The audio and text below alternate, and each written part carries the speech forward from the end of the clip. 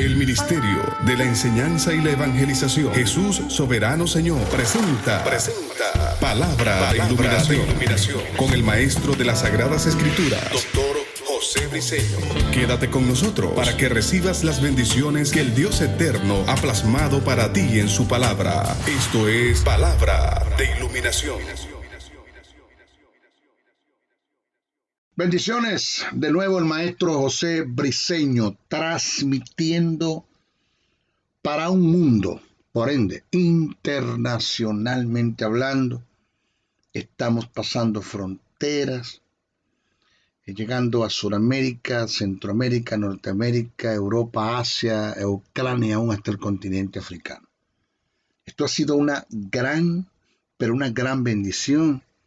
Ya la gente en relación al tema de la cristología, ya la gente me ha estado llamando y me ha estado escribiendo por mensaje de texto, por el WhatsApp y aún por mensaje de Messenger. Me han hecho el reclamo, maestro, Cristología número 4, lo estamos esperando. La verdad es que hablar de la persona de Jesucristo, hablar del Theanthropos, del Dios hombre, la persona más importante desde el punto de vista divino e humano que ha existido en relación al Theanthropos, Dios hombre, porque el verbo no existe, Él es. Jesús, pues ya enseñamos que es sempiterno, fue hecho carne. Esa figura del humano, de los huesos, sangre, piel. Hablar de Jesucristo, el Cristo resucitado, es hablar de la persona, ya lo dije, más importante en todo el universo desde el punto de vista humano y divino. Hablar de nuestro Salvador, hablar del Cordero, hablar del Mesites, hablar del Sumo Pontífice, hablar de la ofrenda más hermosa y más llena de amor que se ha presentado ante la presencia del gran Yo Soy, de Jehová, del Shaddai, del Elión, del Elohim, del Adón, del Adonai, del Shakenum. Este es Jesús, el Cordero inmolado. Es el tema más lindo y más rico que puede existir en el mundo de la teología. La persona de Jesús. Él es el centro aún de la historia. Él dividió la historia antes y después de Cristo. Es el único líder desde el punto de vista, no sé si llamarlo religioso, pero es el único líder que representa una institución que se puede caracterizar como iglesia, porque el término iglesia es la palabra eclesia, que es el conglomerado de un grupo que se reúne para un fin. Es el único líder de la iglesia que procesa las verdades del reino, que ha resucitado y que la tumba quedó totalmente vacía. No está. Él no está en la tumba, Él está a la diestra del Padre. Gracias a Dios, al Espíritu, por resucitarlo de los muertos. Gracias a Él, al Jesús, el Cristo, el Yeshua,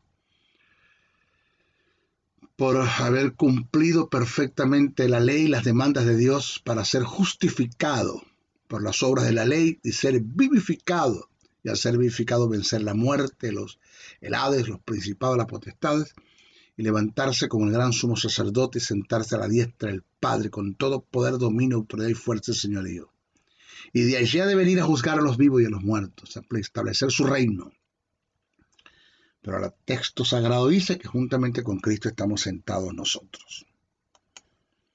Este es nuestro cuarto estudio acerca de lo que es el tema de la cristología. Y en el estudio pasado tocamos un tópico en relación al Melquisedec, descartando por completo que no es Cristo en el Antiguo Testamento, que no es una teofanía de Cristo en el Antiguo Testamento, no es una aparición de Cristo en el Antiguo Testamento. ¿Qué es Melquisedec? Que el denominador común que hay, o el tipo que hay en el antetipo que es Cristo, es el sacerdocio.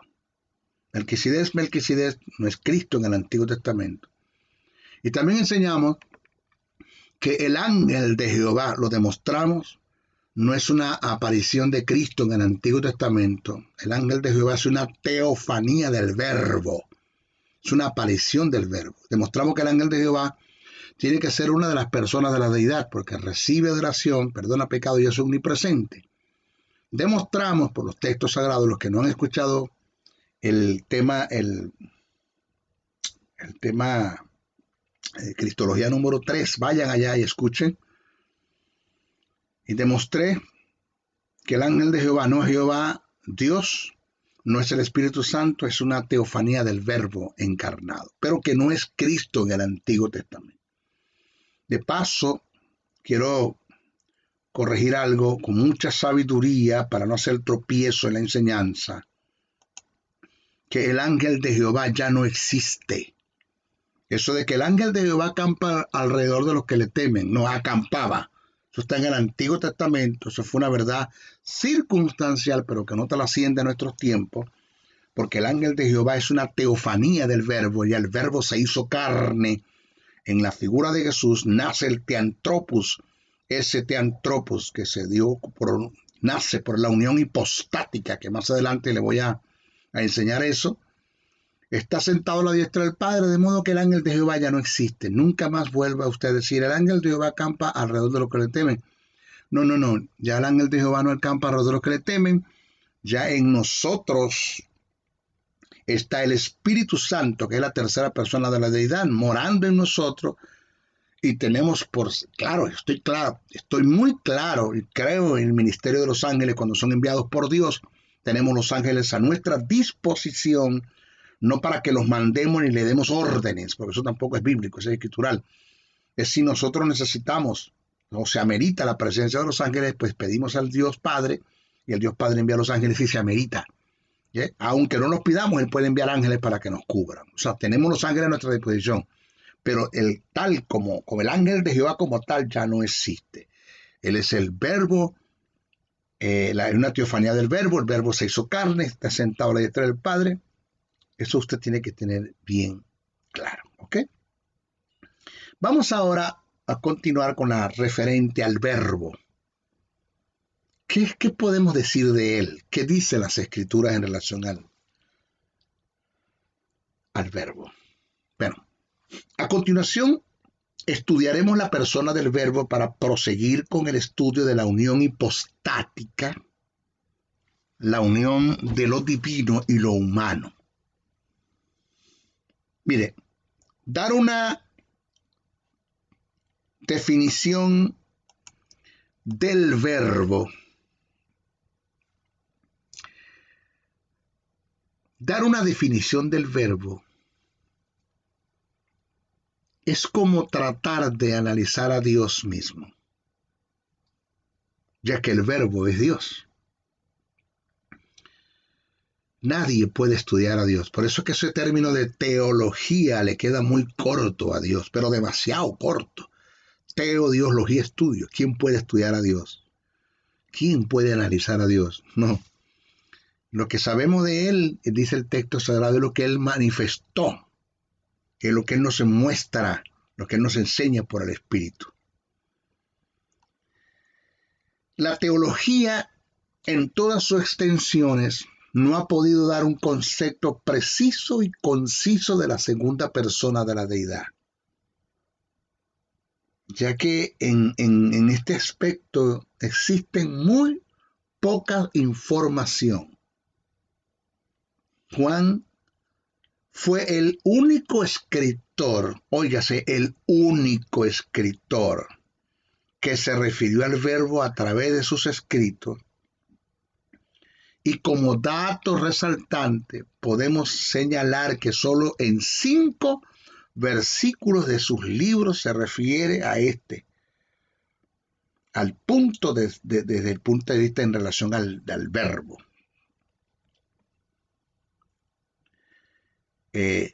Por ejemplo, en Juan 1:1, el Evangelio de Juan, capítulo 1, verso 1, capítulo 1, verso 14, primera de Juan, la epístola, primera de Juan 1:1, 5:7 y Apocalipsis, capítulo 19, verso 3. Solamente allí son 5 veces que hace referencia a Juan en relación al verbo. Ningún más escritor de las Sagradas Escrituras hace en relación al verbo como tal. Del verbo se conoce que hizo en varias ocasiones teofanías en la figura del ángel de Jehová. Eso ya nosotros lo demostramos por las Escrituras. Sabemos, en segundo, sabemos que es Dios, según Juan 1:1. Tercero, formó parte en la creación,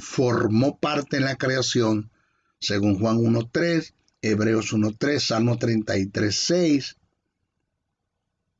Cuarto, sostuvo, además de crear, sostuvo y sustenta el universo. Sostuvo y sustenta el universo, según Colosenses 1:17. Y en quinto lugar, es la segunda persona de la deidad desde el punto de vista teológico. ¿Por qué desde el punto de vista teológico? Porque es la teología quien lo ha colocado en la segunda posición en relación al Jehová Dios, al Verbo y al Espíritu Santo. Él aparece en la segunda, en el segundo stand. Esto no le resta, ni le da, ni le quita autoridad.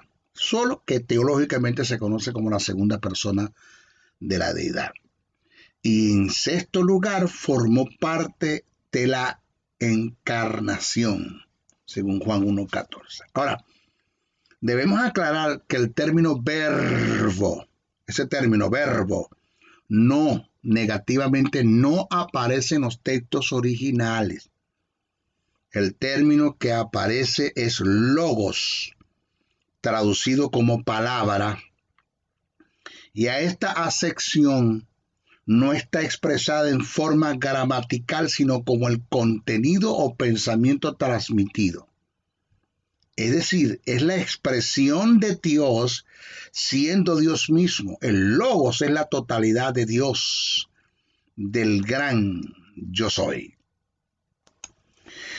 Vaya siguiendo el estudio, no se me descuide, présteme atención, tome papel, tome para apuntar, vaya a la Biblia, porque vamos a entrar en profundidad. ¿Ok? La encarnación del verbo. La encarnación del verbo. Vamos a hablar acerca de este tópico. Según lo escrito en Isaías, el capítulo 6, verso 8. Y Filipenses capítulo 2, verso 5 al 8. En el trono de Dios en el tercer cielo hubo una conversación en la que se decidieron algunos acuerdos. Conversación o diálogo que se dio entre Jehová Dios, el gran yo soy, y el verbo. Vamos a ver, esto no es cuestión de que Dios decidió pues, sin consultar con el verbo para que el verbo se hiciese carne, o Dios lo hiciera carne, porque fue Dios el que hizo al verbo carne, por el Espíritu. Eso fue algo ahí que se dio por el Espíritu. Eso fue lo que anunció Gabriel a María. No le dijo cómo va a ser, sino quién lo va a hacer. Cuando el ángel le da la salutación y le dice que acerca de la concepción de Jesús, que no existe ninguna concepción, que después vamos a explicar eso, que fue el término que se colocó, pero eso está mal también aplicado en el griego. Y María dijo, ¿y cómo será esto? Pues la respuesta que el ángel le da no le dice cómo va a ser, sino quién lo va a hacer, porque esto no tiene explicación. La encarnación del verbo no tiene explicación, la unión hipostática, esto no tiene explicación. Entonces, según lo escrito en Isaías 6:8 y Filipenses 2:5-8, en el trono de Dios en el tercer cielo, hubo una conversación en la que se dieron algunos acuerdos. Conversación entre Dios, Jehová Dios, el gran yo soy, el verbo. Ya lo dije, no fue que Dios en su obstinación decidió que el verbo se hiciera carne, no. El verbo tomó la decisión de hacerse carne. Vamos a ver esto. Esto hay que estudiarlo bien. Esto no se enseña en nuestras congregaciones. Vamos a estudiarlo bien. Vemos que durante esta conversación, Jehová Dios puso ciertas condiciones que debía cumplir el verbo para poder encarnar y hacerse manifiesto en la persona de Jesús, para que naciese el teantropos, el Dios hombre. Ahora, las aceptaciones de estas condiciones por parte del verbo están consideradas por la alta crítica teológica como una humillación por parte de Dios al verbo. O sea, que cuando el verbo acepta las condiciones que Dios les va a dar, que más adelante se las vamos a mostrar, esto se conoce desde el punto de vista teológico como la humillación. Oiga, la humillación de Dios en el verbo. Aquí el primero que se humilla para rescatar a la humanidad que había sido enajenada, vendida en la traición que hizo Adán y Eva, para rescatarla del estado de pecado en el que estaba, el primero que se humilla es Dios en la figura del verbo. Dios se humilla, el verbo se humilla. Vamos a ver, vamos a analizar bien esto. Eso está en la Biblia, eso está en las Escrituras. Lo que pasa es que la gente, la mayoría de los feligreses o de los creyentes o hijos de Dios, como usted lo quiera llamar, o adeptos en nuestras congregaciones, no estudian las Escrituras. Son gente que leen Biblia, pero que no estudian las Escrituras. Y esto lo digo con mucho respeto, sin querer ofender a nadie. Fíjese esto. En Filipenses se nos dice que el verbo, antes de manifestarse en la persona de Jesús, se humilló y se despojó a sí mismo para tomar forma de siervo, haciéndose hombre. Eso es lo que dice el texto en Filipenses. Vamos a ir estudiándolo poco a poco, leyéndolo y desglosándolo, en qué parte está, en dónde está eso, dónde está esto presentado, maestro. No me vaya a meter gato por liebre, no. Yo estoy claro en lo que estoy enseñando, usted debe estar allí claro también. No se descuide. Preste atención, vuelvo a repetir. En Filipenses se nos dice que el verbo, antes de manifestarse en la persona de Jesús, se humilló y se despojó a sí mismo para tomar forma de siervo, haciéndose hombre.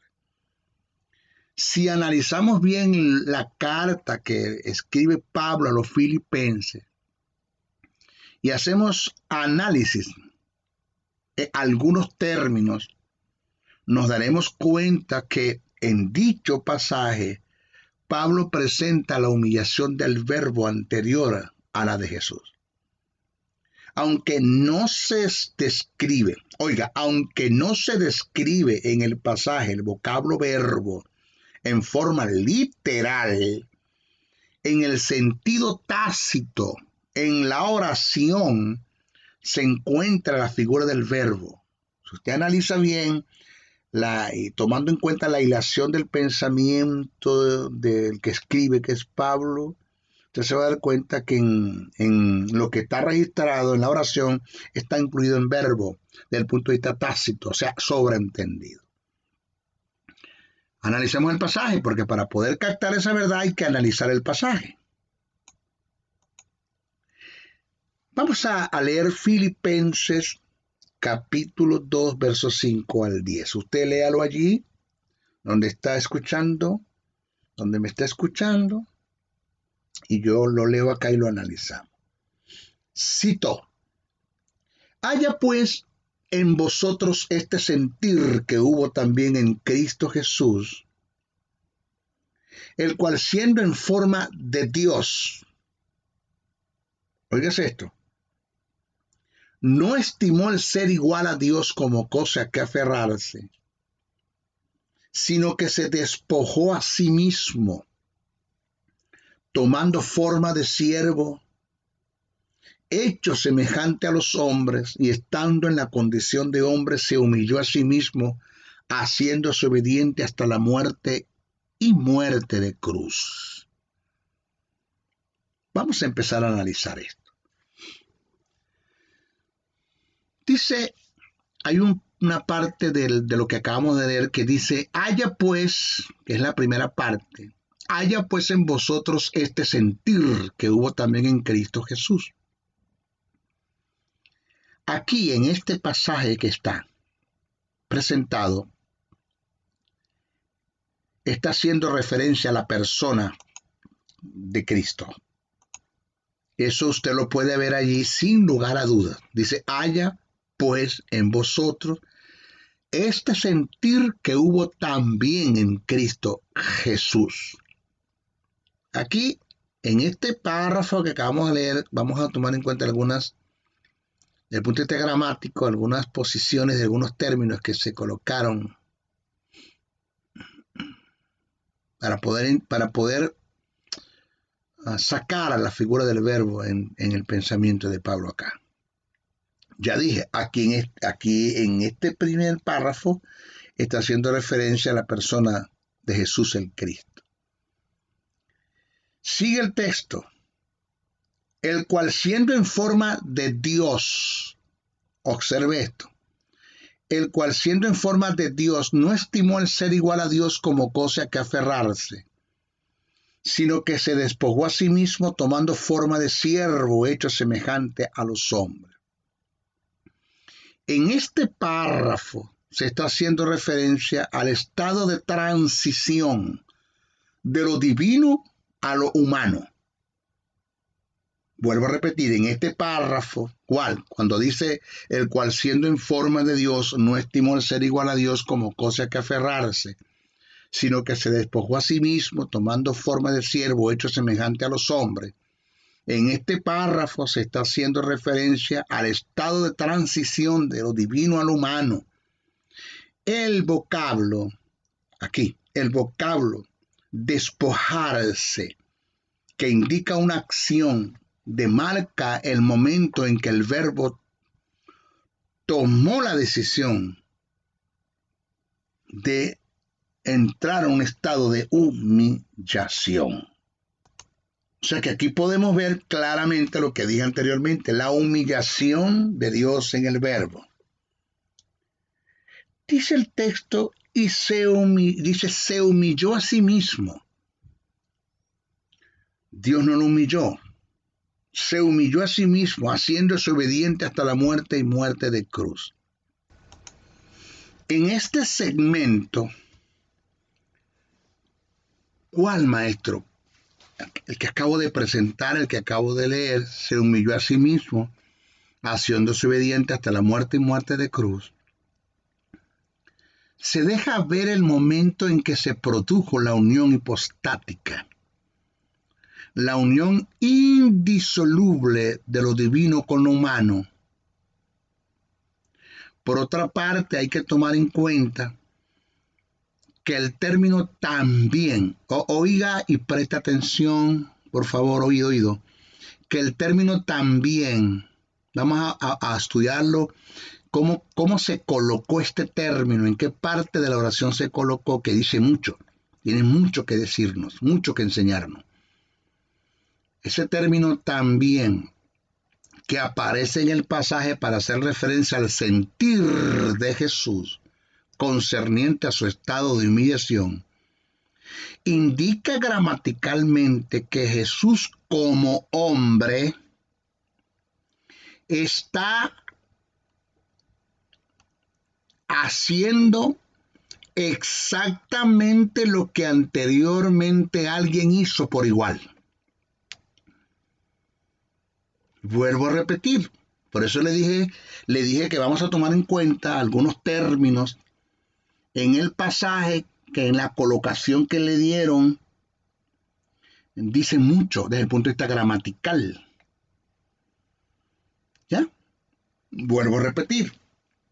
Por otra parte, hay que tomar en cuenta que el término también, que aparece en el pasaje para hacer referencia al sentir de Jesús concerniente a su estado de humillación, indica gramaticalmente que Jesús como hombre está haciendo exactamente lo que anteriormente alguien hizo por igual. Es decir, el hecho de que el término también está antes de mencionar a la figura de Cristo, indica que el escritor está instando a los creyentes a tener una aptitud con P y aptitud con C, de humillación, como lo hizo Jesús después de haberlo hecho el Verbo. Te lo explico mejor. Si el término también estuviera antes de la expresión vosotros, vaya al pasaje y léalo, estúdielo. Te lo repito. Si el término también estuviera antes de la expresión vosotros, entonces el mensaje sería que los creyentes deberían hacer lo que Cristo anteriormente hizo, sin incluir a la persona del Verbo. Reitero, pero el término también está antes de hacer referencia a la persona de Cristo. Quiere decir que hubo alguien que tomó la actitud de humillación antes de que Cristo lo hiciera.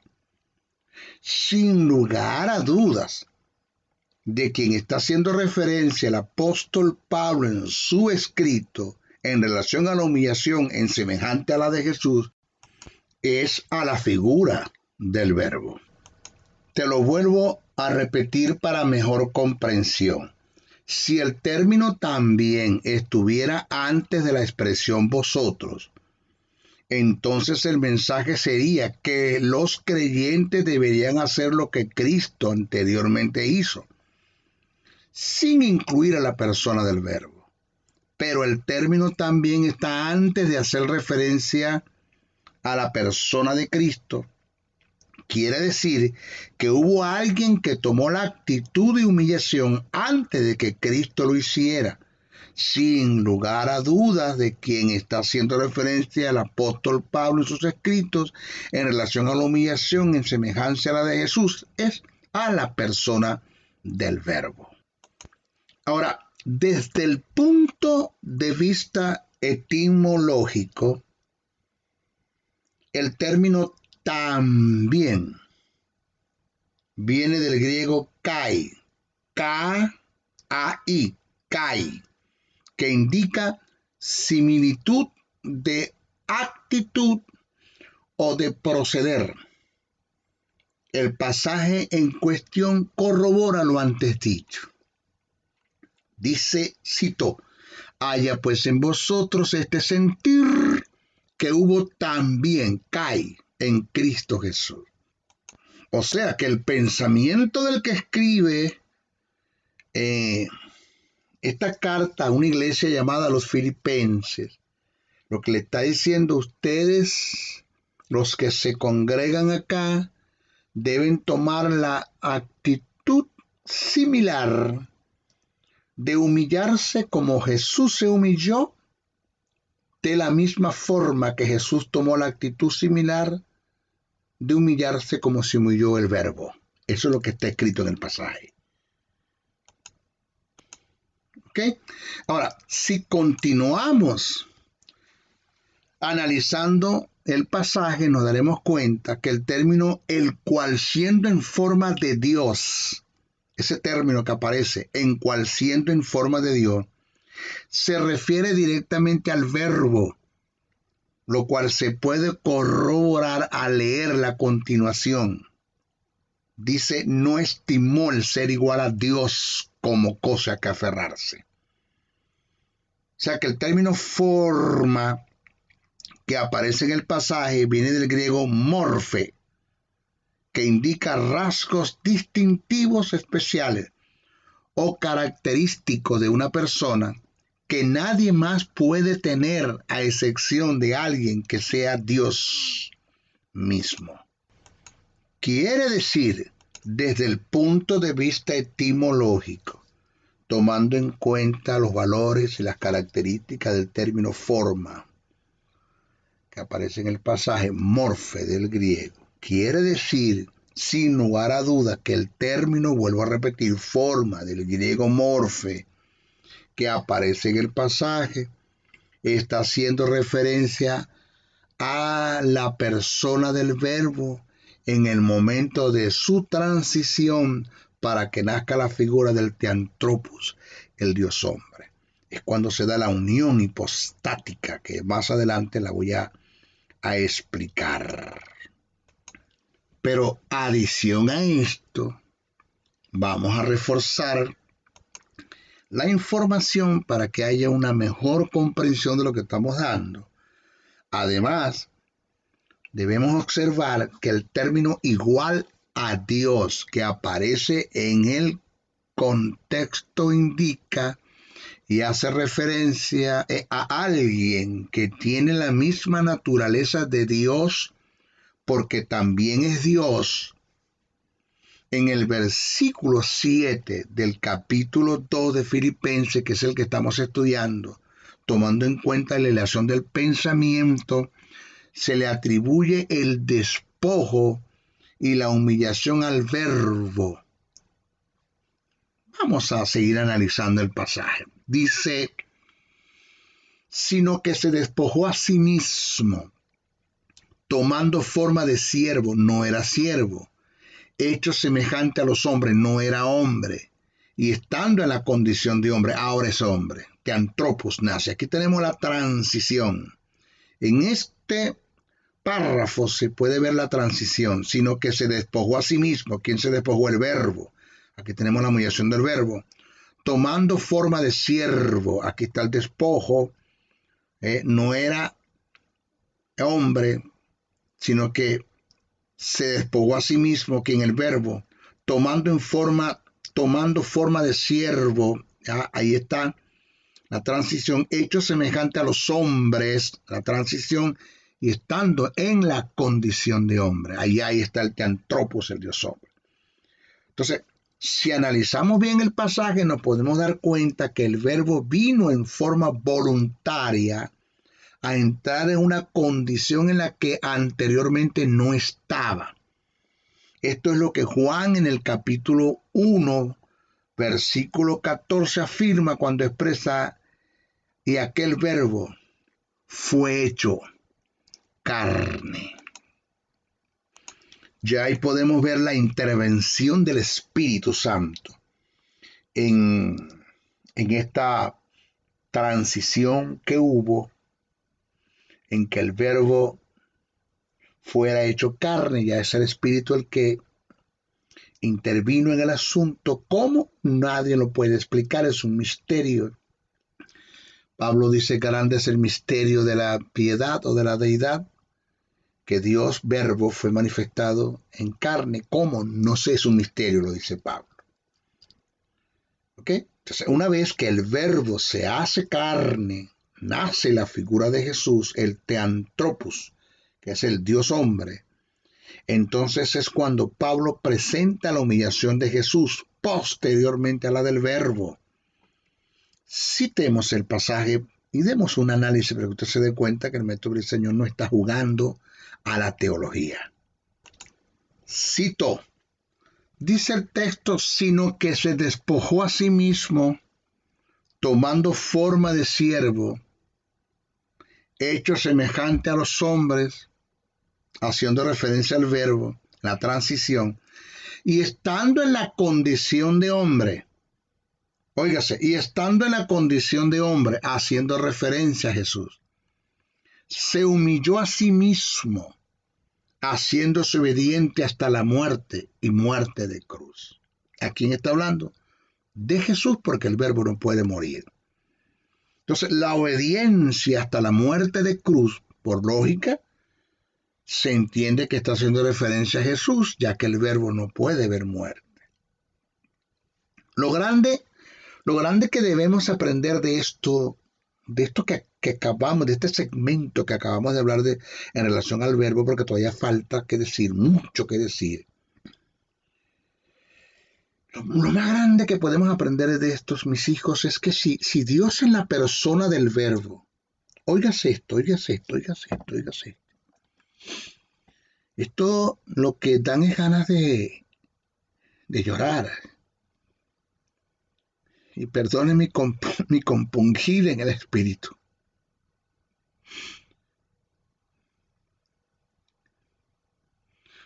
Eso,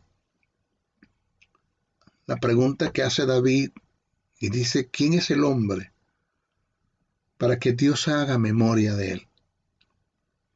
Pedro dice que no socorrió a los ángeles que cayeron, pero que a nosotros sí. Y esto es como para darle gracias al gran yo soy, ese Dios que nadie se le podía acercar en la dispensación de los patriarcas, reyes, jueces y sacerdotes. Pero en esta disposición, en esta dispensación, debo decir, la gracia nos ha sentado a su diestra. Y vino y moró y está en nosotros, porque cuando hablamos de Jehová Dios, es Dios por nosotros. Cuando hablamos de el verbo encarnado, el teantropos, el Cristo, es Dios con nosotros, y cuando hablamos del Espíritu Santo es Dios en nosotros. Y ese Dios que Moisés solo le pudo ver las espaldas, ese Dios que el que tocaba la falda del monte moría, que nadie podía ver su gloria, nos ha sentado a su diestra juntamente con Cristo Jesús. Por eso, cuando David pregunta quién es el hombre para que Dios haga memoria del hombre, y Pedro no puede entender cómo es que Dios socorre a los hombres y a los ángeles, no. Entonces, lo grande que debemos aprender de esto es que Dios en la persona del verbo se humilló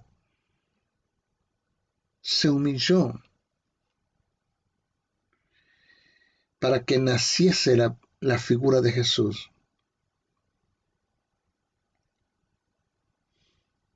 Y cuando Dios se humilla en el verbo, nace la figura del Cristo. Fíjese esta grandeza, fíjese. Si Dios en la persona del verbo no se humilla, no nace la figura de Jesús. Repito, si Dios en la figura del verbo no se humilla, no nace la figura de Jesús. Pero por igual, con todo y que Dios en el verbo se haya humillado, si Jesús como hombre no procede a su humillación, la humillación del verbo pierde su significado y su objetivo. Es decir, si el verbo no se humilla, no nace la figura de Jesús.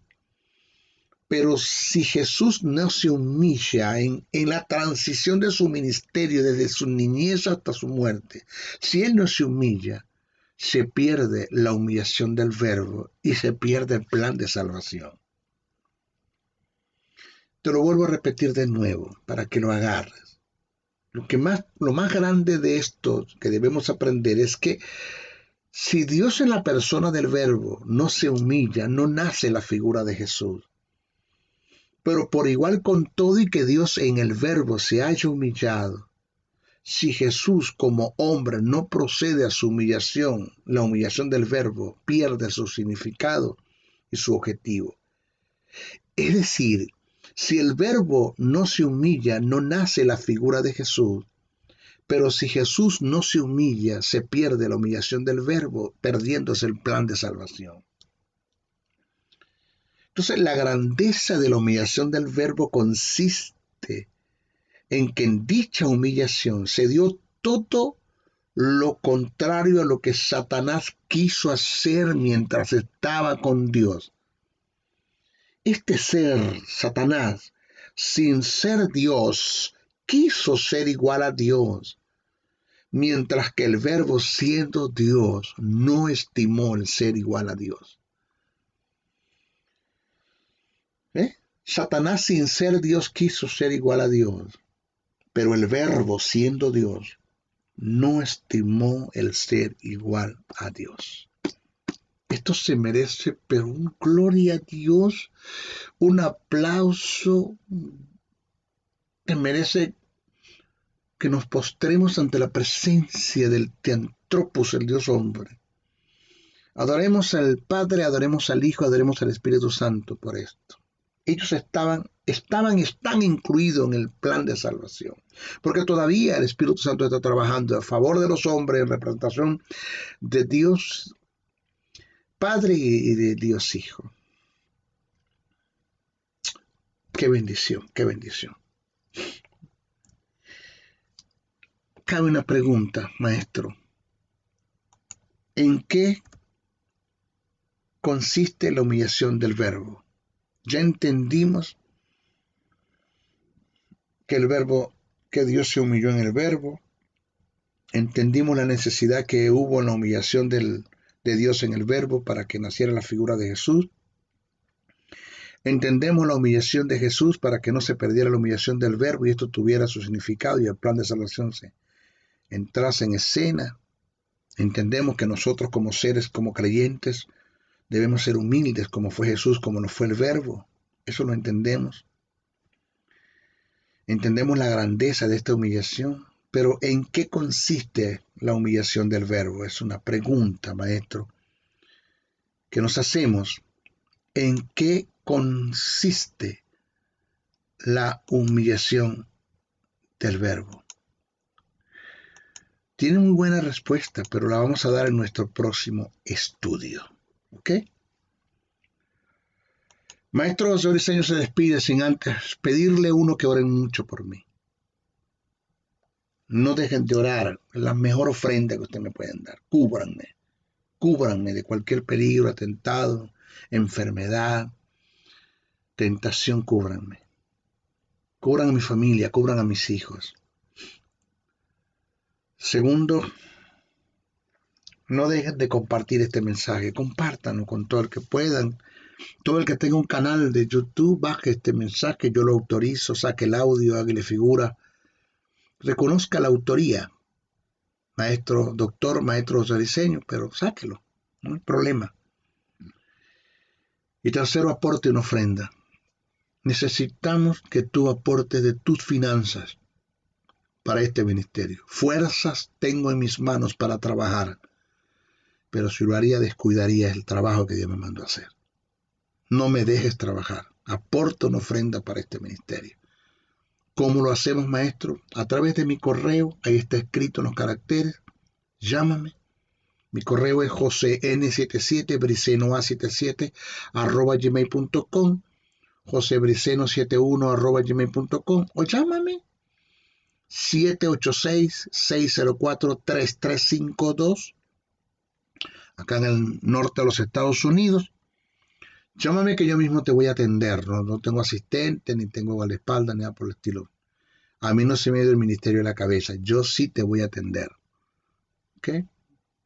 Y me preguntas, maestro, o llámame para cualquier pregunta que tengas, cualquier consejo. Yo entiendo que allá, detrás de las cámaras, tengo una iglesia flotante, el cual me debo a ellos. Yo soy tu pastor desde el punto de vista educativo. Teológicamente hablando, estoy ejerciendo un pastorado enseñándote. No tengo problemas con que me llames o me escribas para hacerme una pregunta. Tendrás respuesta de ellos. ¿Ok?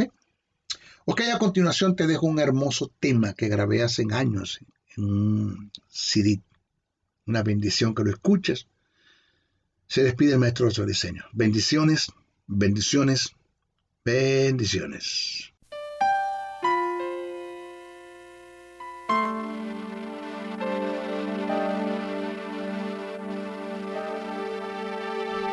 Cuando lloras por las veces que intentaste y tratas de olvidar las lágrimas que lloraste, solo tienes pena y tristeza y el futuro incierto esperas. Puedes tener paz en la tormenta. Muchas veces yo me siento igual que tú y mi corazón anhela algo real. El Señor viene a mí y me ayuda a seguir en paz en medio de la tormenta. Puedes tener paz en la tormenta, fe en la esperanza cuando no puedas seguir, aun con tu mundo hecho pedazos, el Señor guiará tus pasos en paz en medio de la tormenta. Cuando lloras por las veces que intentaste y tratas de olvidar las lágrimas que lloraste, solo tienes pena y tristeza y el futuro incierto esperas. Puedes tener paz en la tormenta. Puedes tener paz en la tormenta. Qué lindo, fe en la esperanza cuando no puedas seguir, aun con tu mundo hecho pedazos, el Señor guiará tus pasos en paz en medio de la tormenta. Muchas veces yo me siento igual que tú y mi corazón anhela esa quietud, ese amor celestial que me ayuda a disfrutar en paz en medio de la tormenta. Puedes tener paz en la tormenta, fe en la esperanza cuando no puedas seguir, aun con tu mundo hecho pedazos, el Señor guiará tus pasos en paz en medio de la tormenta. Si puedes tener paz en la tormenta, fe en la esperanza cuando no puedas seguir, aun con tu mundo hecho pedazos, el Señor guiará